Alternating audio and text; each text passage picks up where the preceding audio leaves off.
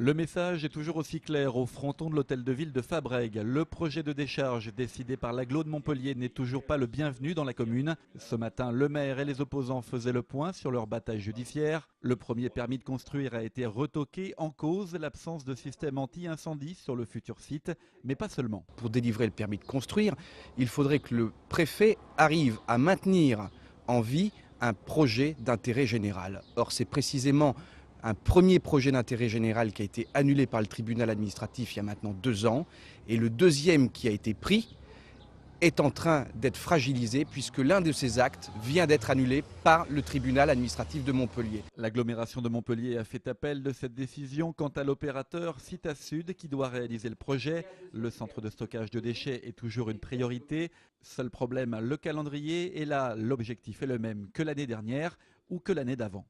On est toujours dans un timing avant la fin de cette année. La motivation est toujours là, ça c'est sûr et certain parce qu'on croit à notre projet. Il a des vrais points de force et puis il répond surtout à des besoins locaux.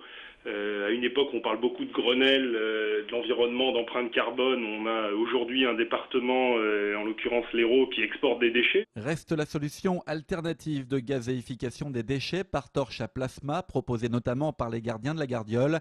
Le process industriel serait à présent opérationnel et des propositions concrètes ont même été faites par les développeurs de cette technologie. Ces entreprises sont prêtes à leurs frais, ça ne compterait pas un sou contribuable, à la différence de d'autres situations, de venir s'installer, de créer leur entreprise sur une emprise foncière nettement inférieure à ce qui est envisagé dans un centre d'enfouissement, avec, si vous voulez, une puissance de traitement qui serait quasi équivalente. Mais pour cela, il faut aussi qu'il y ait une volonté des pouvoirs publics à ce qu'il soit amené des déchets dans cette entreprise. La bataille de Fabrègues risque bien de durer, même si ce matin, les opposants se voulaient positifs.